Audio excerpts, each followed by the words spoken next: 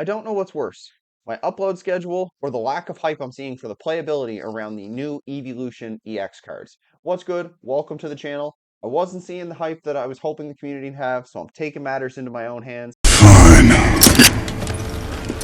I'll do it myself. Which is your favorite Eeveelution? There's quite a few to pick from nowadays. It is an entire set centric around these. There's going to be some for collectors. There's going to be some for players. I've always been partial to Glaceon. I don't know why. Little guy over there. Jolteon looks very competitive. I had to pick one that kind of stands out amongst the rest. Flareon gives me some optimism. Umbreon is going to be the one that the collectors are after, so good luck getting your hands on that one. Leafeon gives me hope for our Charizard onward metagames and some of the trainer Pokemon down the line. Espeon feels like it's going to be relegated to the bulk. Maybe it or Vaporeon will be fighting that out. We shall see. And then everybody's favorite Sylveon. What is your favorite in the comments below? So what do we need to know about Prismatic Evolutions? Well, it comes out on January 17th. And then over the next couple of months, we're going to get mini products released during that time frame, giving us more chances to pull the cards. There's no main set, so there's no booster boxes. Primarily a mini set with reprints plus some Japanese exclusive cards thrown in, starter decks and whatnot. It's a mishmash of some much needed reprints, mostly for collectors. I'm sure you've seen with the thumbnail a lot of the new cards, the chase cards, the ones that everybody's driving for. The FOMO is unreal for this set. Everybody's viewing it as Evolving Skies, the sequel. No! God, please, no! No! Really hoping it's not that. Not necessarily for pricing purposes. That set had awful pull rate. Still does. So I'm hoping Prismatic Evolutions is not the sequel. Moving on, there's a couple impact cards you need to know if you actually play the trading card game and not just rip packs for the dopamine. Badoo, format changing card. And what I mean, over in Japan, it's been seeing great deals of success. It's entirely warped the way the format and deck compositions have gone. So Badoo has pushed our Regidrago Overlord, which we've been pretty familiar with over in the West for months. It just feels like a small eternity at this point. It's really brought it down a couple tiers. Can't play item cards, which is mostly how that deck discards and sets up. It forces you to slow down and build from another direction. On a more positive note, it is giving Gardevoir one last hurrah, as it now has a chance to keep up that up, as it's one of the more slow decks in the format. It's also pushed Dragapult EX up a little higher. Maybe it'll push, some of our other stage 2 EXs into relevance. We shall see, time will tell. The other cards worth mentioning, Max Rod, it's an ace spec that lets you grab in combination of any 5 Pokemon and basic energy from your discard pile, put them into your hand. The Toedscruel is still around. You might not see this one. Maybe this card slots into a couple decks here or there. Time will tell over its 2-year legality. Hoot. Why do we want an 80 hit point over a 70 hit point? Couldn't give you a direct answer off the bat, but I'm sure there's going to be applications where you're like, okay, you know what? That 80 is going to be big. And the turn 1 Rotom that grabs a bunch of your Hoots and your Noctowls, you don't have to worry about it being non-Buddy Poff and searchable. Grab it with the Rotom. And last but not least is Regigigas.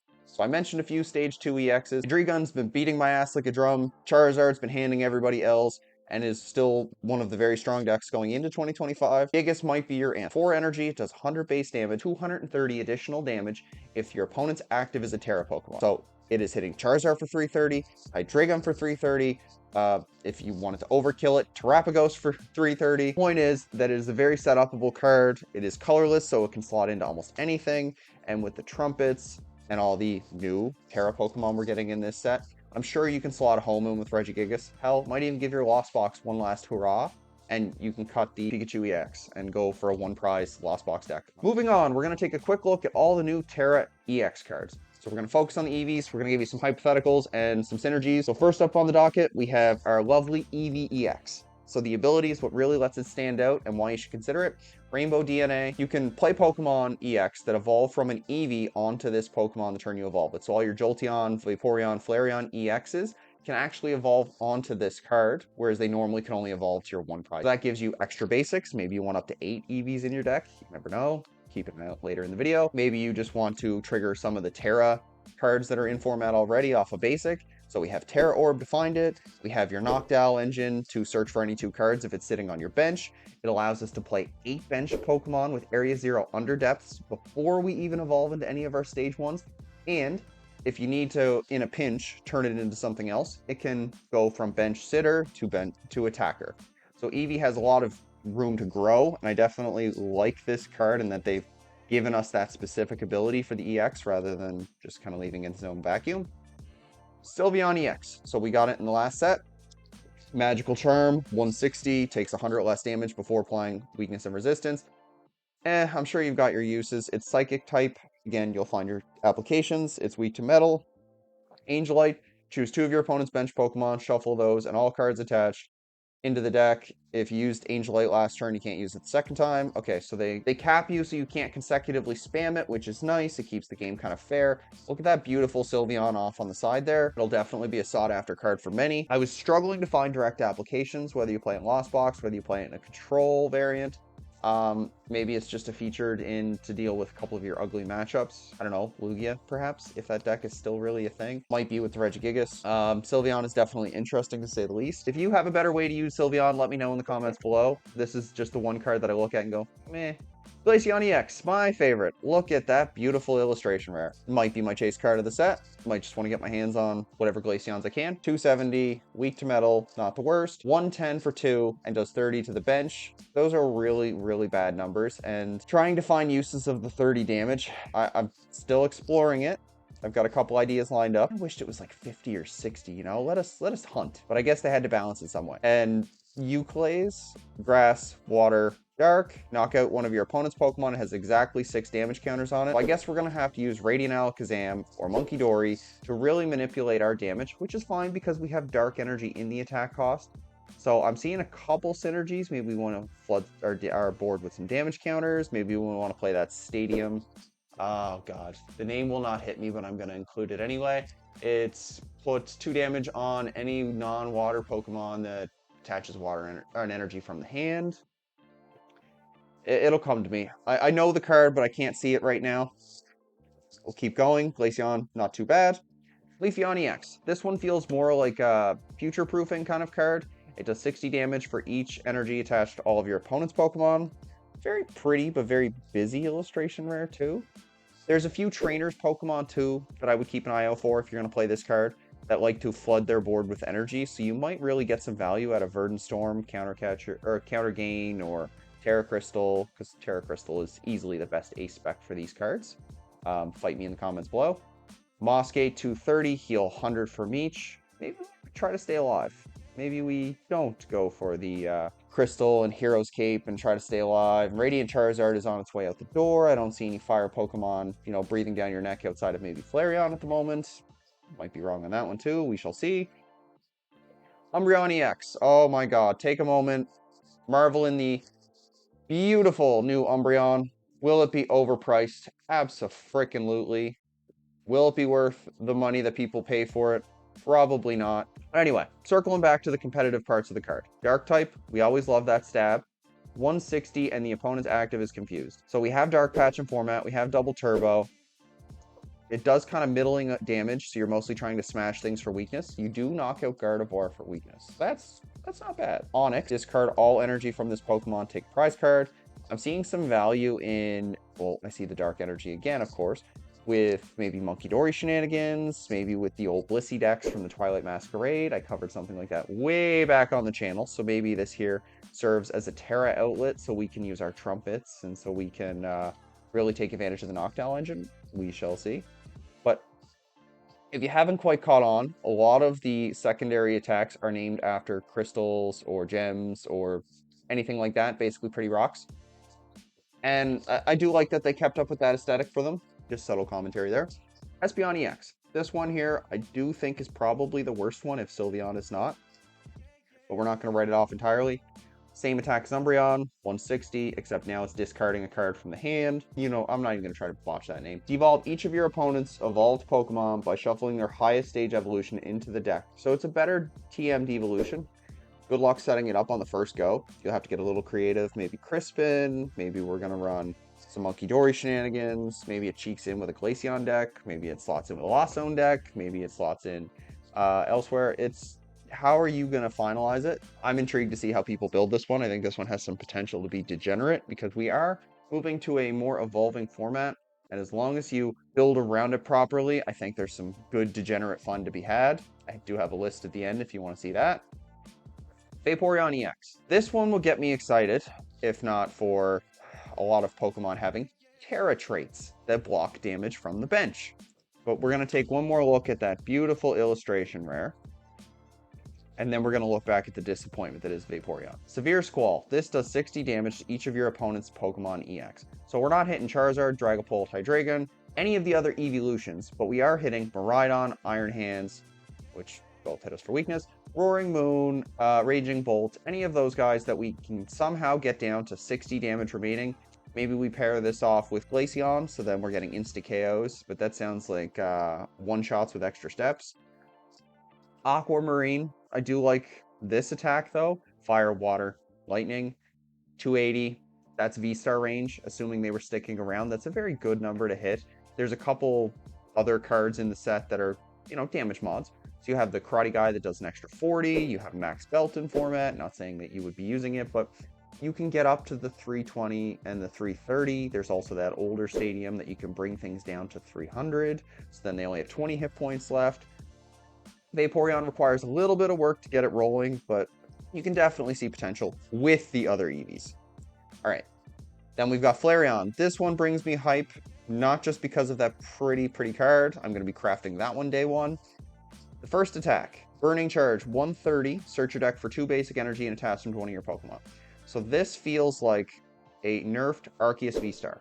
I absolutely loved that card because it really helped enable other cards see play. And if you're not overly familiar, there is an Eevee already in format that says if it's in the active spot, you may evolve the turn it was put into play.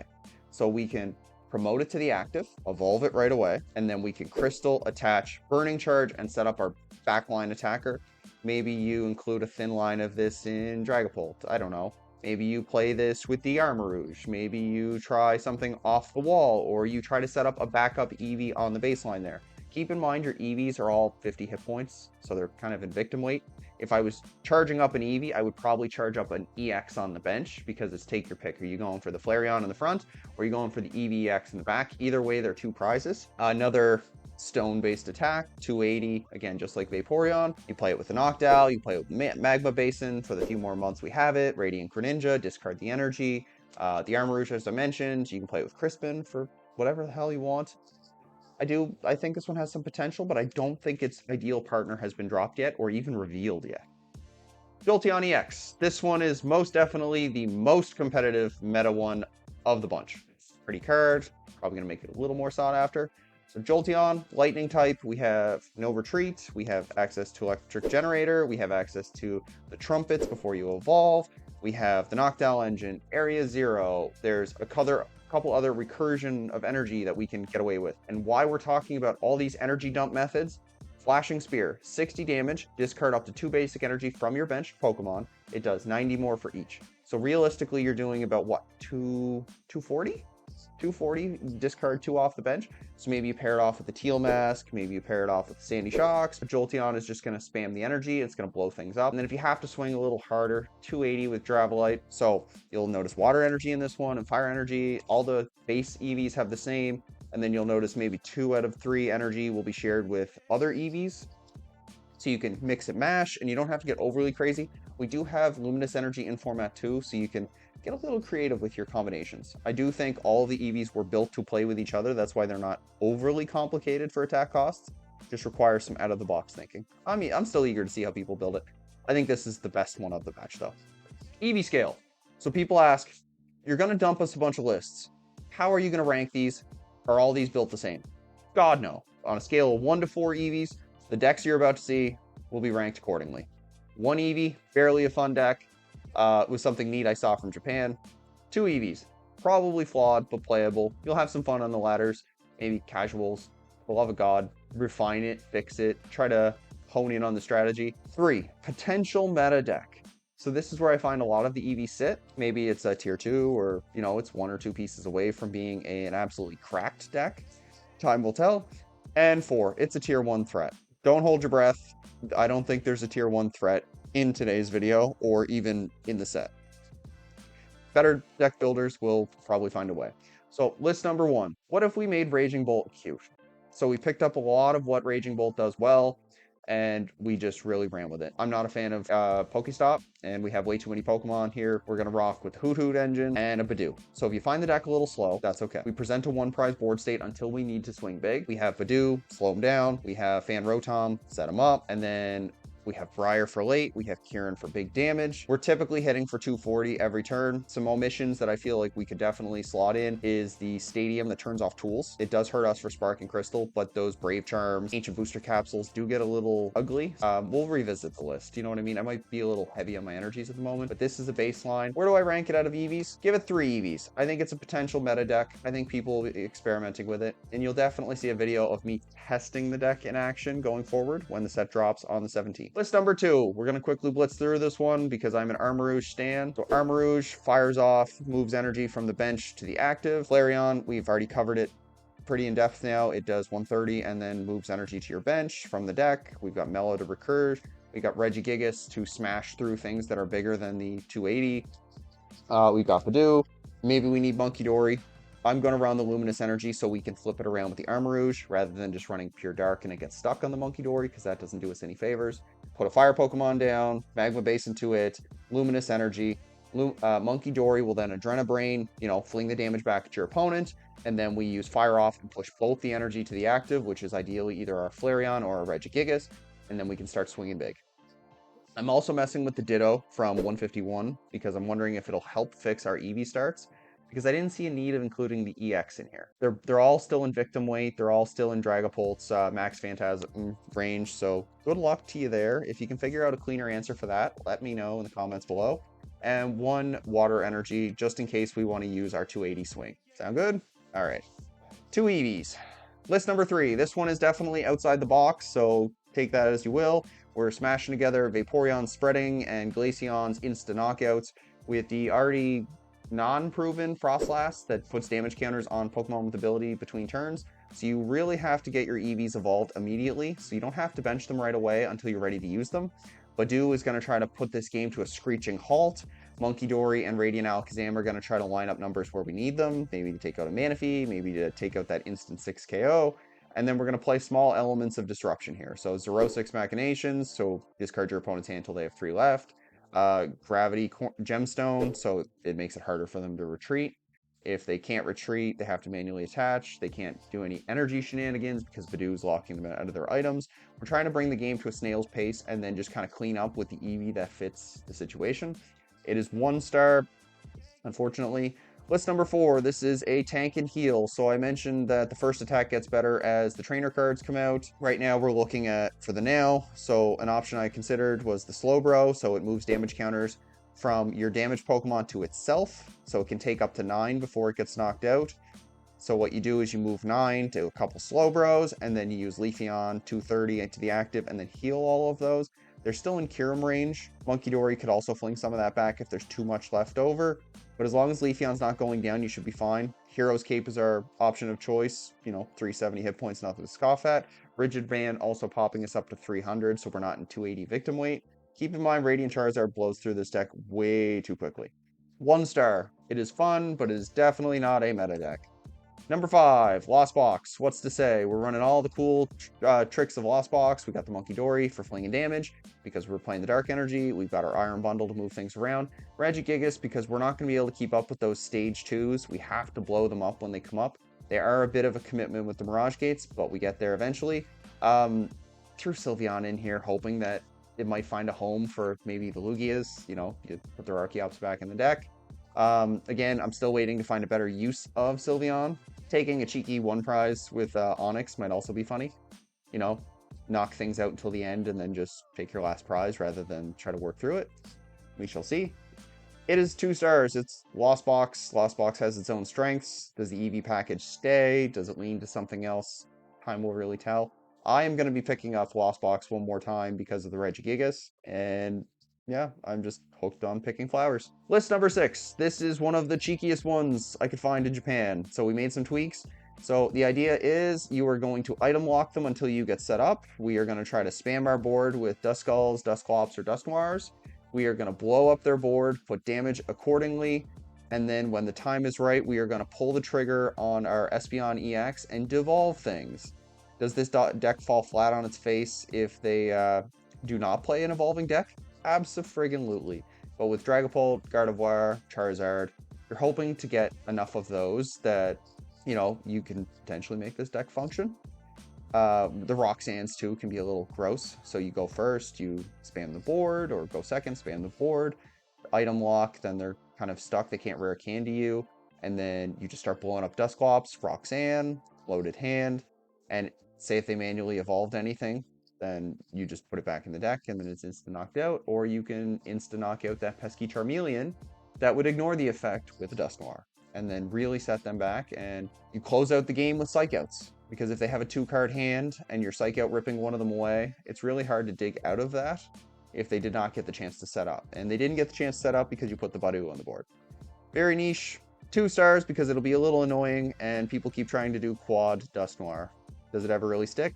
Not really, but maybe this is the one. And then we have your Eevee Abomination. What was I doing here? Trying to get one of everything, honestly. You lean into the Flareon mostly, which is why there's more fire energy. Badu, maybe to buy yourself a turn while you try to set up this brick. I don't advocate playing this. I just wanted to show you what it would look like if you put all the Eevees in one deck. 1 star, for the love of God.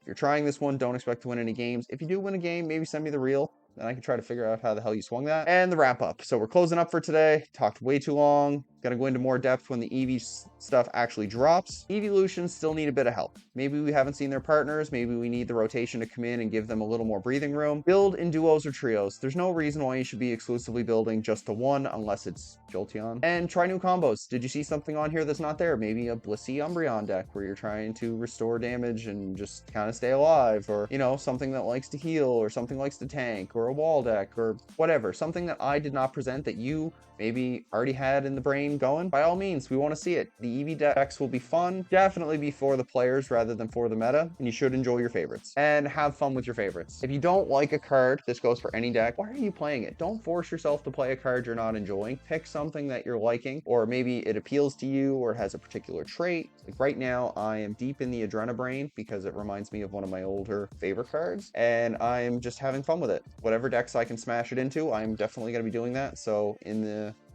videos coming forward, you might see a lot more Monkey on the channel. And thanks for watching. See you in the next one.